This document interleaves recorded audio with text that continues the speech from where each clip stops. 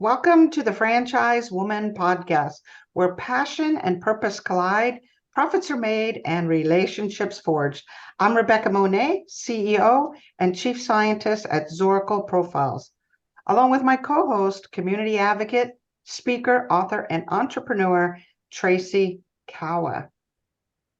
So we have a very special guest today that I got to meet at the Franchise Leadership and Development Conference. Had to have her on the show, Miss Hope Alteria. Pronounce it. Yeah. Yay, I did it. You Um, did pretty good. I just make it up as I go, right? So Hope is the Director of Franchise Sales and Development at Brand J. She's a co-owner of Once Upon a Time by Amy Children's Boutique. She's also a brand television spokesperson and, of course, an entrepreneurial enthusiast. Hope connects people to their purpose. Hope, I'm so glad you're here today. Yes, thank you so much. I was so grateful to connect with you in Atlanta at FLDC and thrilled that you guys asked me to come on today and share a little bit more about my story. Hi, Hope. So it's great to have you. And, I'm sitting here thinking in order to be this person who represents brands and, you're a spokesperson, you're on TV, you have to be very outgoing. Were you always outgoing like that as a kid? Tell us about your childhood. Yes, I don't know that I've ever known an introverted day in my life, and uh, I'm the middle of three girls, and as my mom likes to say, I came out. Which, by the way, today is my birthday. Happy Um, birthday! Yay! Thank you, thank you. So my mom said I was born, and I came out and I did somersaults through a ring of fire and just went ta-da! Wearing a sparkly leotard. And so I was. I think some parents have that child, and I was that child who just really loved people and performing and just kind of always happy, always laughing, always smiling, extroverted, and that's me. Nice. So tell us, okay, we grew up in the South, right? We came out with sparkly leotards on. The sparkly child, comfortable, kind of being center of attention, loving, loving, loving people. So tell us about your growing up. Did you go off to college? What happened as you started to grow up? Yeah, so I grew up in a large political family in Nashville. So that kind of had us front and center in a lot of ways, and kind of like you kind of feel like you're living in a fishbowl because you feel like every move that you make is sort of watched and everything. But it gave me a great foundation in terms of honing in on networking and people skills and really having a love for people and building those relationships. And then I was very active in high school. I was a cheerleader. I was class vice president. I was editor of the yearbook and FCA, and I was involved in the theater, very involved in the theater. I loved being on stage. In fact, I wanted to be an actress. My family said no because education is super important, and they said absolutely not. You're going to go to college and get a piece of paper, and then if you want to move to California and try your acting chops at that point, you can. But I graduated and went to the University of Tennessee, go Vols, where I majored in broadcast journalism. So I figured if I couldn't make it to California or New York to be on the stage, that I would take the next level and be in broadcast journalism. So I really wanted to be on the news at night initially. Cool, cool, cool. You did so much during high school. Like if some of us, like I participated on the yearbook, like one thing, like that was just enough, and then holding down my grades. But that's pretty amazing. Like you're definitely somebody who multitasks, gets into all different things, has various interests, right? Yeah, I did. I was one of those kids that just really, really loved school. But again, I think that's that extroverted part of me. Loved people, loved connecting. Um, and I had my hand in just about everything that I could in high school. Loved my teachers. Still remain very close with my teachers. Very close with my core group of friends from school. So I had a great high school experience. I know not everybody had that, but I was just that kid that like really drew energy off of people around me, and fed off of it, and always wanted more of it. So It's always amazing to me when I talk to a fellow extrovert, and you're definitely off the scale, Hope. But the truth is, we do draw energy by mhm, being a part of groups and situations. Um, and the more energy we have, the more activities we get involved in.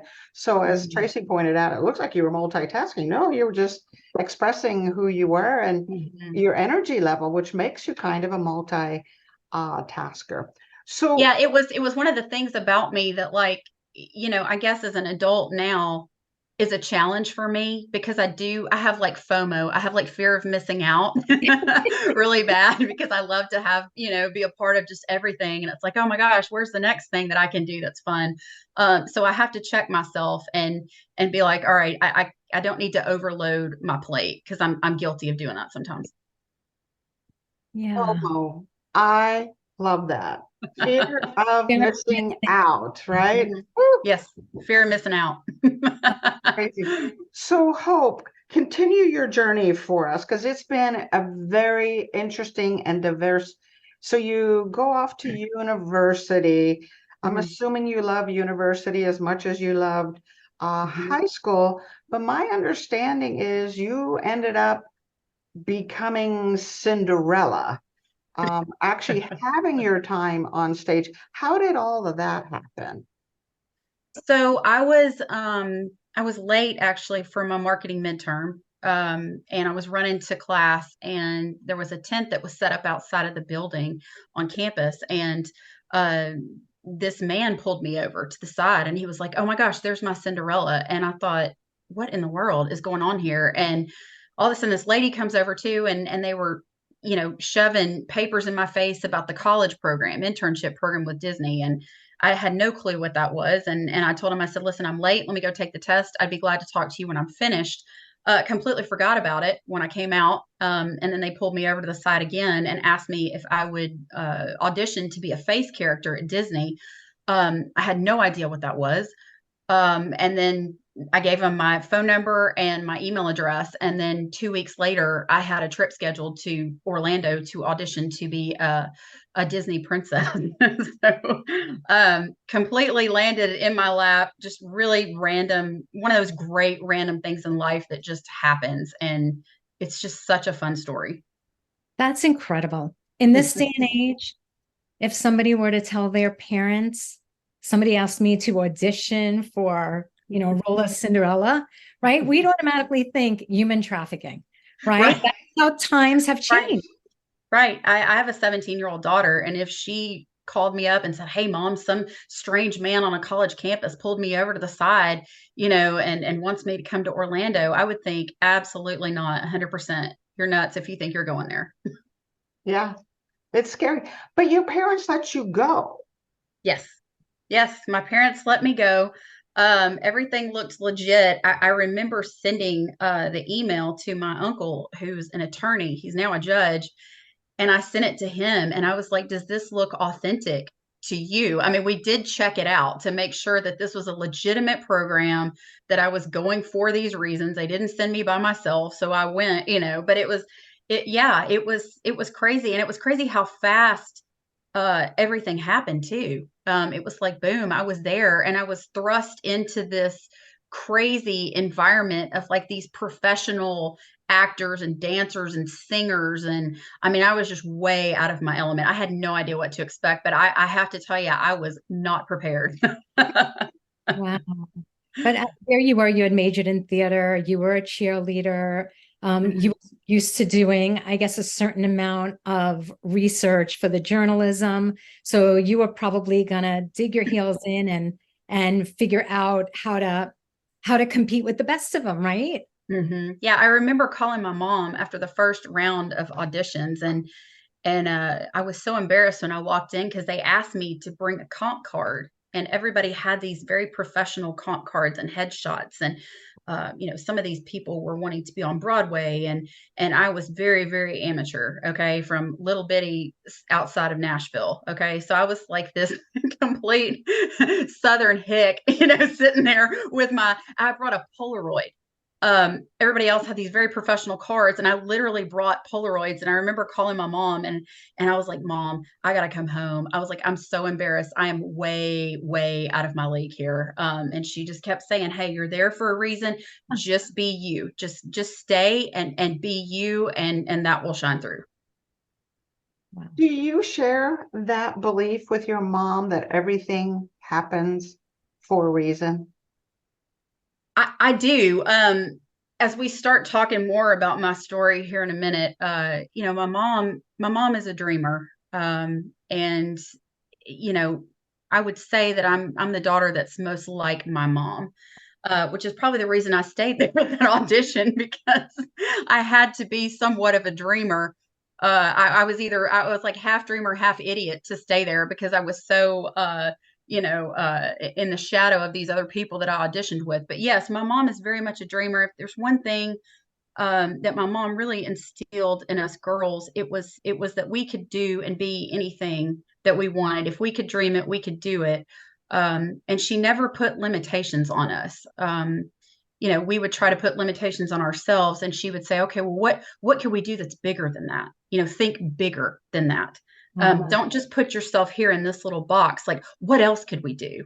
And, so she instilled that in me early on, and that gave me the confidence to, be a part of all the things in life that I've been a part of. So That's thanks, Mom. Yeah. Thank everyone should have a mom like that. Yeah. That's amazing. And I also think, it sounds like the difference of like everyone around you who was trying out for Cinderella was there to pursue their dream, but you were actually pursued, right? Like there you were going about your business, and then somebody was pursuing you, and then on the way out, like almost forgot about it, right? Coming out of your class, like you were being pursued.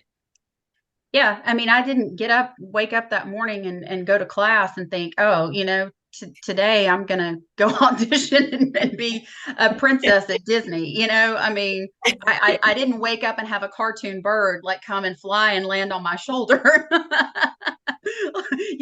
like in the movie or something like that. But it happened organically. And I think that's what made it such a fun experience for me. Yeah. For sure.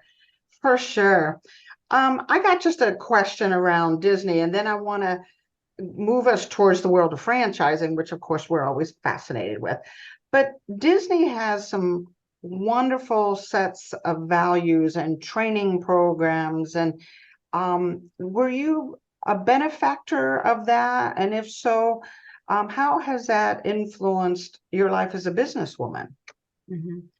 The main takeaway from Disney is just as soon as I walked in the doors of that place to see like the inner workings of Disney, the attention to detail there is absolutely phenomenal. And it's everywhere. It's all throughout the park, not just in their character selections. And so it is why Disney is Disney, and they are who they are, and they do it so well because they are so thorough, and the attention to detail is so enormous. I mean, like, for example, the characters, you have to learn how to write the autograph. We literally were taken into a class where when we sign the kids' books at Disney, we all have to have the same signature. And you literally have to go through the class of how to sign the book. You meticulously study your character on film. You get with acting coaches. They make sure that there's no differentiation between the princess characters, because when you're in the park, you don't want there to be a large difference, because the kids will be able to tell that. They want you to be the one Cinderella. So there's no detail that is, no stone is unturned with detail at Disney. And so I think for me personally, as somebody that's in franchise sales, it is so important that attention to detail is there, because one of the main takeaways of FLDC in Atlanta was how important it is for our role in franchise sales to follow up and contact your leads and get ahead of your leads, and do that by constantly paying attention to detail. I want to highlight something you said, though, about Disney. So the paying attention to detail and the consistency, which is one marker for franchising in general, is consistency, that you can go into one store in Nashville, you can go to Tallahassee to another store, and there is this consistency of service, consistency of a menu, or consistency of a footprint. So Disney is all about consistency, in this case of their face characters, I think is what you called them, which is what franchising in large part is, and the paying attention to detail. Okay, let's get into how you got into franchising. Let's go that direction. I want to hear, or how you got into your business with your mom. I want to hear about that too. Okay. So I got into franchising much like everybody that I talked to. It was completely on accident. There's not one person that I've ever talked to that was like, yes, I intentionally set out to get involved in franchising. So 10 years ago, I found myself in a really bad marital situation where I needed to escape. I had not worked in a long time. I stayed at home with the children, was a stay-at-home mom. So I was, 10 years behind my friends, my colleagues. And I thought, okay, how do I make it back into the working world? Because here I had 2 degrees, but it was like I had no resume. And so my mom came to me, and it was just about the time that she retired from her job with the state of Tennessee. And we had always thrown around the idea of starting a business. My family has a history of entrepreneurship, and we had an idea. And she approached me and she was like, I think now's the time. And it was perfect for me because I needed a job. And so that was my mom's way, bless her heart, of making a job for me. And so, gosh, it happened. And we made this fantastic business plan, and we just put our heart and soul into it. And it was a dream. Like I said, my mom's a dreamer. It was a dream of hers. And I just went along beside her, and we just encouraged the heck out of each other. And we opened up a baby and children's boutique, our first one in 2013. And that was wildly successful, much to our surprise. I think it was intended to be more of a hobby for my mom and just kind of a job for me, right? I mean, let's be honest, an income for me, so I could feed my children at the time. And then we went through a store expansion in 2017. And then last year, we opened up our second location. And we actually won the National Retailers Association award for best store concept and design in the nation. Wow. Congratulations. Yeah, thank you. That was in Dallas, Texas. And so I had been a fashion buyer for the last 10 years and managed the store and grown the store with my mother. And so we started looking at what next steps were for us. And I started looking at franchising, and I knew nothing about franchising. And so I'm one of these people where if I don't know about it, I want to learn everything I can about it and completely immerse myself in it. And so I applied to get a job with Brand J in Nashville. It's a franchising marketing agency, and got a job and got in there and learned the language. I started doing account management with them, learned the language of franchising, learned what an FDD was, how to read one, and all this great stuff. And then my boss came to me and said, you're a salesperson, and so you don't need to be in account management, which was perfect for me because I was like, yes, love sales. Where do I go from here? And so I started selling for the brands and absolutely love it. And now I'm hooked and I can't get out of it. And now my mom's mad at me because 100% almost of my time goes into, my franchise sales with the brands that I represent. And I still do stuff with the store. It's just, we've gotten it to a place where it does itself right now, which is a beautiful thing. And we've kind of put franchising on hold for now. But I would be willing to bet everything I had on the fact that we're going to franchise at some point, particularly now that I know enough to be dangerous in it, right? So, but yeah, love the sales part of it. And I think what helps me in terms of sales and why I love it so much is because I've been on both sides of the coin. I know what it's like to want to be a business owner, want to be an entrepreneur, and how scary it is to put all your money into it or invest in it and put your blood, sweat, and tears in it. And at the end of the day, think, am I nuts for betting on myself? Mhm. The doubt that creeps in your mind, like, can I actually do this? And so I tell people that I'm part franchise sales FSO person, I'm part therapist, and then I'm part cheerleader. That's where the cheerleader part comes back in me, right? Because I'm like, yes, you can do this. Like, yay.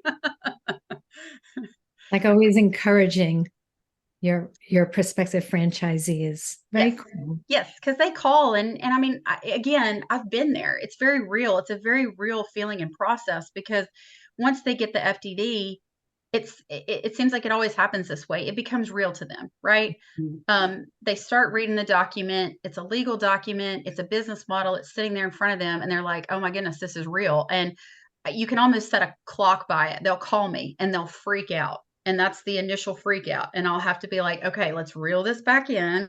I promise you, you can do this. Wow. It's a recipe, right? I like this recipe: salesperson, cheerleader, therapist. It really is. That's a great way to actually describe it. I haven't thought of it in that way before. So you're now acting in a fractional way for a few companies. Am I correct in saying that? So I work for Brand J. And we are a franchise marketing agency. And so, what we offer as an agency is lead generation, websites, videography, and the two new things that we've recently added to the things that we can offer are personal branding to help your brand with brand recognition, which is awesome. And then we also offer fractional sales, what we're calling our fractional sales channel, and that's where I can fractional sales for us is just kind of a fancy way of saying lead screener.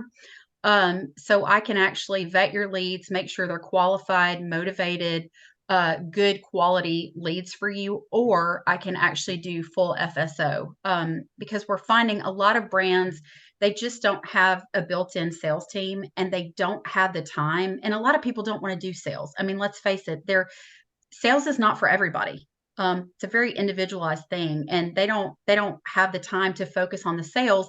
They want to be focused on growing and developing their franchisees. And that's where I come in and I'm able to talk to candidates from initial call of interest all the way until they sign the franchise agreement.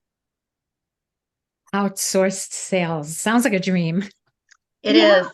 is. You wouldn't believe how many people need it. I had so many people come up to me um, at the conference, and they were like, "Okay, we need help. We just simply don't have time to dig through the weeds of all of these different leads, qualify our candidates, and take them along through the system." When a franchisor is, especially an emerging brand, when you're trying to grow an emerging brand, you just don't have the time to do all that. Your focus needs to be in other areas. And that's where I come alongside you and assist you to help you with that. It's Yeah. I like how you described it because early stage franchise systems, the founder, the concept originator needs to remain in his or her strength, which is in the creativity, the innovation, the strategy, the big picture. And if they're caught in the day-to-day sales and marketing side, it gets them, head down, as Michael Gerber says, in the business rather than on the business. So, and oftentimes founders and concept originators aren't particularly good at sales and they're good at the idea. So I love this idea that Brand J has and that you've stepped up to fill a void that is definitely there in the franchise space. So Yeah, and a lot of what I heard, just conversations going on at the conference, and what I've seen so far in franchise sales is, unfortunately, it looks like people aren't calling their leads, and I contact every lead. I love to talk to people. I'm one of these people that's a phone person, as you can tell. I have no problem speaking and talking to people, and I love getting to know the candidates and walking with them throughout the entire process. I even remained friends with them after the process. In fact, I had one of my original franchisees, one of the first people that I ever signed, contacted me the other day, and she's in a retail franchise concept, and she sent me a pic and was like, "Hey, checking in with you. I'm doing so great." And I had hooked her up because I've been a fashion buyer. I hooked her up with a line that we carry in the store. I actually helped connect her so she could carry it in her studio. And she was sending me pictures of how well she's doing and stuff. So I enjoy staying in contact with people even after they become franchisees. It's not like I drop off the map. And there's a lot of salespeople out there who are in it for the commission, and I get we all have to pay our bills and stuff like that. But for me, it's about the personal connections. I mean, again, I love people, and it's about their stories, and it's about being able to see them become independent business owners and to grow their business. Like, nothing thrills me more than to see that happen for them. You had said, Hope, that you were working with your mom and you applied for a role at Brand J. And I can't help but wonder what it was about Brand J that actually attracted you in the first place. I knew some of the brands. Like, I went on the website and I remember going on there and I looked at some of the brands that they were representing, and I read through the website and I was like, okay, this seems like something that I would really, really like to be a part of. It was in Nashville. It was local. I knew that I'd be getting hands-on stuff, so there wouldn't be any like remote stuff like that. I wanted to truly work with a team. And so they were accessible to me too. And I was like, okay, I feel like this is the perfect opportunity for me to get my feet wet in franchising, see what this is all about, and actually have like hands-on experience and training and colleagues that can mentor me. Like, I really wanted mentorship. Like, I knew nothing. I knew absolutely zero when I walked in the door. And I was like, I'm a sponge. Like, I remember telling my boss, like, I'm literally a sponge. I was like, I'm here to soak it all up and take it all in. And I was honest with him. I said, I would love to franchise out, our business concept and see how we can grow it. And like I said, I got in there, and I had great mentors come along beside me. Jack Monson, who is my boss, was one of them and continues to be one of them. Hi, Jack. Thank you, Jack, hey, Jack, thank you so much for everything that you've done for me and taught me. And so I wanted that opportunity to be hands-on with people to mentor me. And like I said, I loved it so much that I can't leave. Now I'm in, right? Yeah. I'm booked. It's always fun to watch the stories around franchising because it is usually accidental. It is an unusual way that most of have entered, and then it becomes an obsession. It's like, this is the last bastion of the free enterprise system where individuals can go into business with the support and mentoring of others so they can have the kind of success that they want for the effort that they're putting out. So franchising is addicting. I have to say that. It is. And it also takes you to places that you never thought you would go. Like, if somebody, when I left my horrible marriage, over a decade ago, if somebody would have told me, hey, one day you're going to be selling businesses to, hopeful entrepreneurs, I would have looked at them and been like, bless your heart. Like, and everybody that's from the South knows what bless your heart means. I would have been like, you are out of your ever loving mind. The world of broadcast journalism. Sure. I worked for a media company in Nashville and had a segment for a little while. Sure, that was something that I could see myself doing, but franchise sales and selling businesses to people, no, never in a million years. But when I divorced and we started the store, it was like I found myself. Like, I really found myself in that business, in that store. And I realized I love business. I love entrepreneurship. I don't just love to watch Shark Tank, which I do, but it's more than just watching Shark Tank and getting excited when I see it. I really want to do this myself. And not only do I want to do it myself, but like, I want to help other people do it. And I realized that it was a passion of mine. And I had absolutely zero clue that was something that I was even interested in until I got in that environment. And I'm discovering more and more about myself every day in franchising, things that I enjoy, brands that I love to work with. I love emerging brands.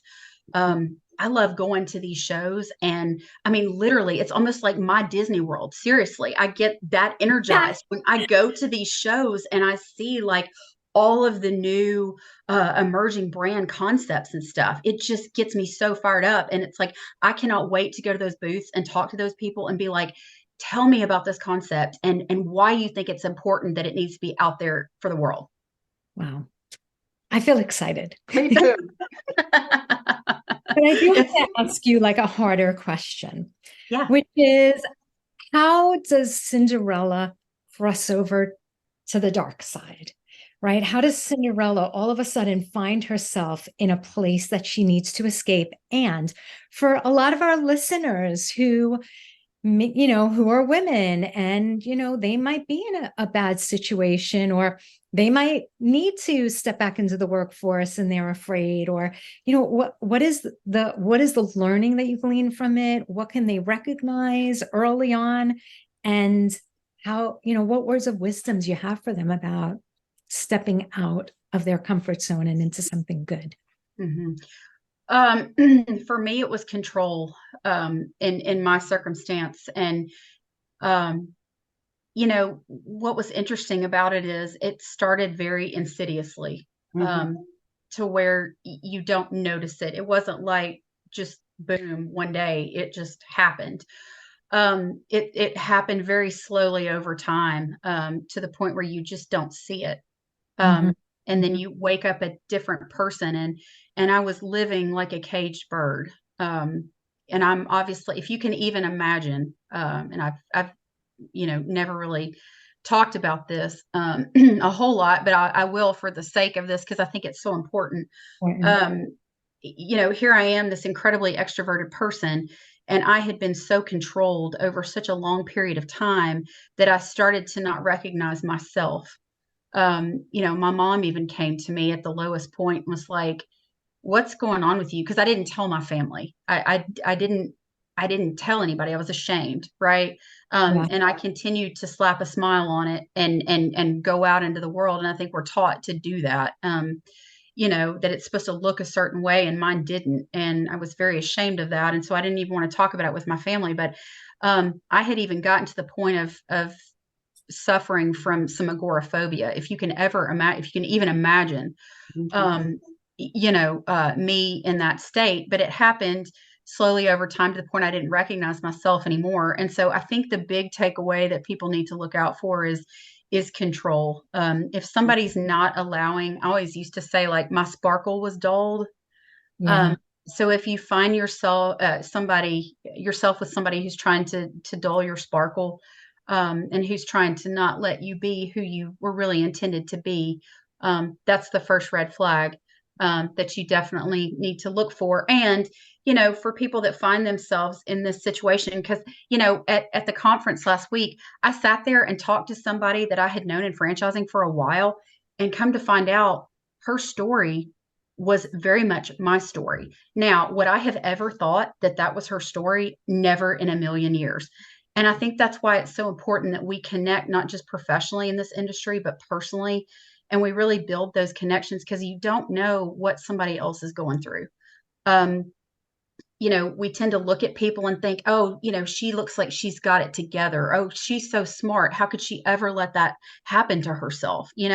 But it does happen. And I was glad to connect with her on that level, because we've talked even after the show. And, I know we're going to be bonded for life, for the fact that we've been through that. So I want to encourage everybody, let's connect more on a personal level rather than professional, at these conferences.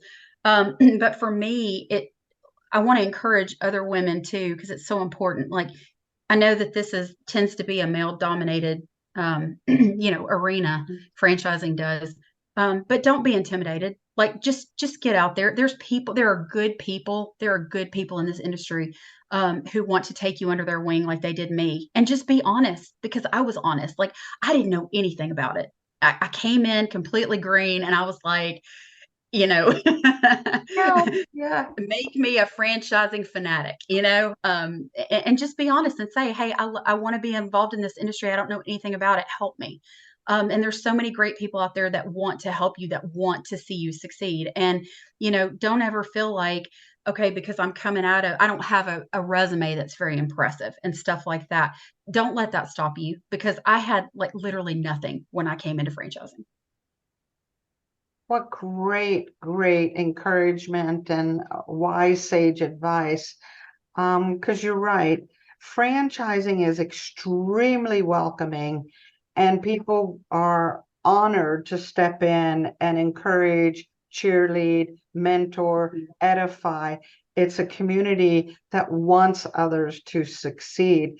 And we all came from strange places. So we welcome all. So I appreciate that encouragement to those that might be coming from a similar place, going, where do I belong? I've lost my sparkle. Who am I?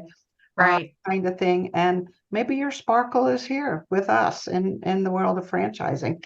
So thank you for sharing that, Hope. All right, we got a few minutes, and I have a question for you, Hope. You kind of hinted at it, but I don't want to presume. What is the future for Hope? Where are you going? What are you going to be, a politician like some of your family? Are you going to have your own fashion line? Are you going to be CEO brand J? What are you going to be up to? Well, I definitely know I'm not going to be a politician. Well, I guess never say never in life, because look, I'm here, right? If somebody would ever told me I'd be involved in franchising, I would have said they were nuts. So I guess never say never, because we don't know where life's going to take us. But right now, I don't have any aspirations to be a politician or in law or anything like that in Nashville, and much to the dismay of my family. But what I see happening for me is I don't see myself getting out of franchise sales anytime soon. Again, my passion is to walk future entrepreneurs to very successful lives that they've built for themselves in entrepreneurship. So I want to continue on in franchise sales, and I want to go as far as that as I possibly can. And eventually, I see us franchising out the store. Um, I really do. And on the side, with all my free time, right? Um, I do love the fashion world. I always have. I'm a total clothes hound, and like, admittedly so. So I would not mind being the next Kate Spade and having like a fun lifestyle brand that I grow. And I still go to market with my mom every year, because I got to stay up on what's like hip and trendy and cool and all that kind of stuff. So, yeah, I would absolutely love to franchise out the store. I'd love to start my own side business. But for now, my passion is franchise sales and helping other people find entrepreneurship through these awesome brands. So awesome. So tell our listeners how they can reach you. So you can reach me at H Alteri, Alteri, at brandjournalist.com. Yeah, I'm on LinkedIn, Hope Alteri on LinkedIn. I'm on Facebook. I am on Instagram. You can connect with me there. And then also the store is on there. It's called Once Upon a Time by Amy. Amy's my mom. And we are on Facebook. We have a large following there, and we're on Instagram as well. And you're going to see somebody in the product videos that looks very familiar to you. Imagine that. Imagine that. And you're going to see our really cool architecture within the store. We literally have a castle in the middle of the store. It's a fairy tale concept for babies and children. And so Once Upon a Time, hence the name.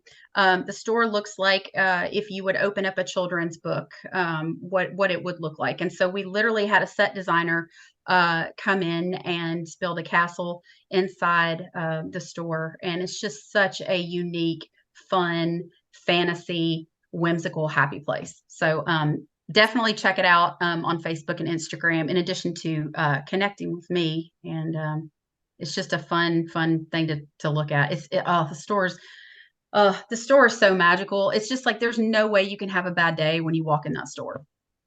I love it. I might just have to have a baby just to go in. Okay?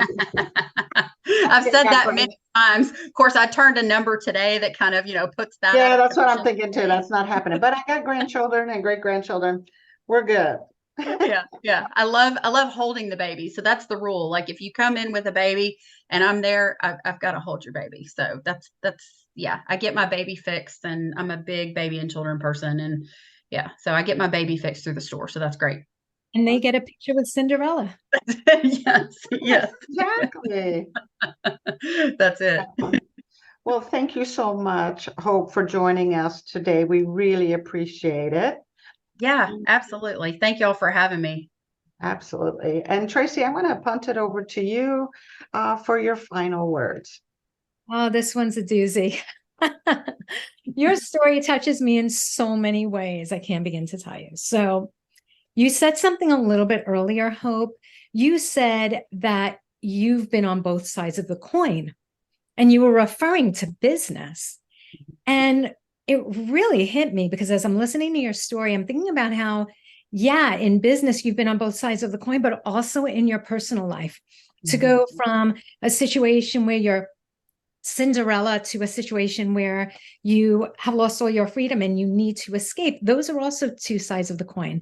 And it sounds like everything that you've been through in your life, that you really have figured out what people truly need, and that you put all your energy, it seems, into helping them and supporting them and being their cheerleader, being their support system so that they can really be freed up in their lives to achieve their dreams. And it's just such a beautiful story, like all the way around, like a win-win-win situation. I'm sorry for the negative things that you've been through. And I'm just so happy how you've utilized all of that to make so many people's dreams come true.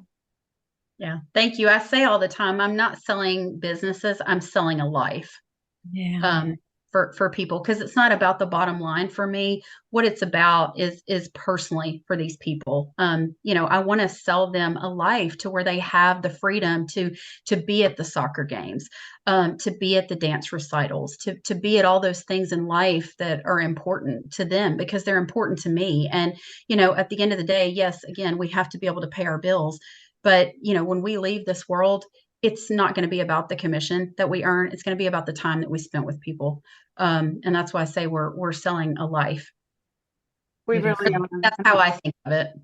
Yes. I think it's a beautiful way to see it, that it is about allowing people to be themselves, because in all honesty, for some, it's a cage if they are in a job that they dislike and they're not fully able to utilize every part of themselves. It can feel like a cage.